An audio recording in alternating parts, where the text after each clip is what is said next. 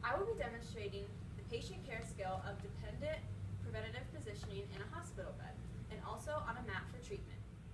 Goals of this skill include patient comfort, protecting the integumentary system, like watching for the development of pressure sores. You also want to maintain or improve cardiovascular and pulmonary system function. You also want to watch to make sure that the peripheral nerves are not impinged and watch for range of motion loss. You should change a patient's position every 2 hours at minimum. If the patient has unique complications, you may need to change the position more frequently. Whenever you change the patient's position, you should monitor bony prominences every 5 to 10 minutes. In this comfort position, the patient will be laying supine with their shoulders in line with their hips and their spine should be straight. Hi Stephanie, I'm Sarah. I'm going to be your student PT. I'm going to be placing some pillows around you to get you into a comfortable position. Is that okay? Yep. Great. Just let me know if you have any problems or symptoms.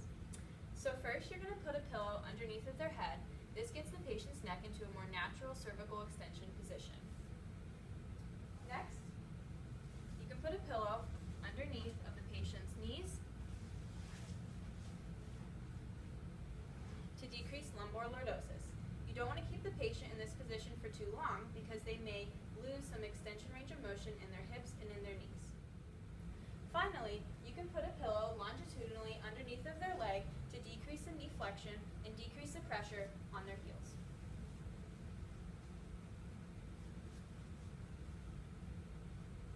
Anything with that? No? Great. In this position, you want to watch for pressure ulcer development on the occiput, the scapula, the olecranon, the sacrum, the coccyx, and the calcaneus. In the comfort position of side lying, the patient should have a pillow beneath the head for comfort and support. The patient should also have a pillow posterior to the trunk so that he or she does not roll backwards.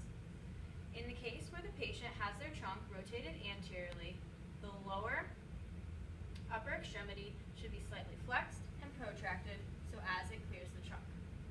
The upper extremity should be slightly flexed at the shoulder and supported by a pillow.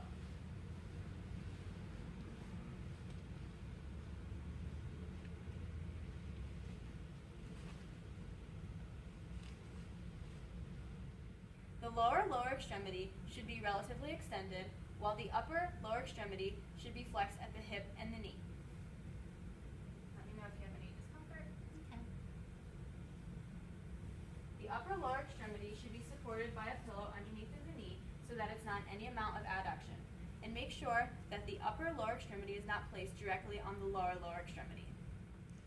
In the case when the patient's trunk is rotated posteriorly, the lower upper extremity should again be slightly flexed and protracted so that it clears the trunk.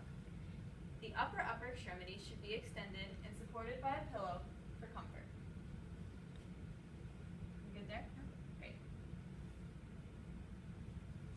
The lower extremity should be flexed at the hip and at the knee, and the upper lower extremity should be extended and supported by a pillow so that's not any amount of adduction.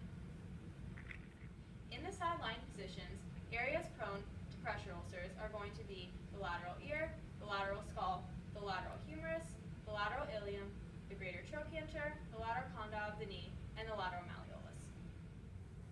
In this prone position, the patient should be on their stomach with the wedge under their thorax. The spine should be straight and the shoulders should be parallel with the hips. Prone positioning will not be used for an extended period of time in a hospital bed. That's why we use this position for treatment on a mat. The patient's upper extremity should be flexed about 90 degrees and be slightly protracted. The forearm should lay as flat on the mat as the patient is able. If the patient also is able, they should extend their fingers so that they lay out flat on the treatment mat. For patients with low back pain, you could place a pillow underneath of their stomach to decrease lumbar lordosis. Relax.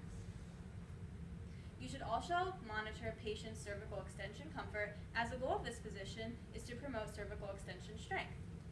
Another goal of this position was to promote hip flexor range of motion and also to stimulate the upper extremity to contract.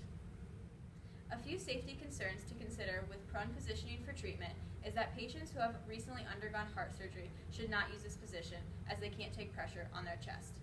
Patients with open, undressed wounds should not use this position either, as those wounds might interfere with the treatment.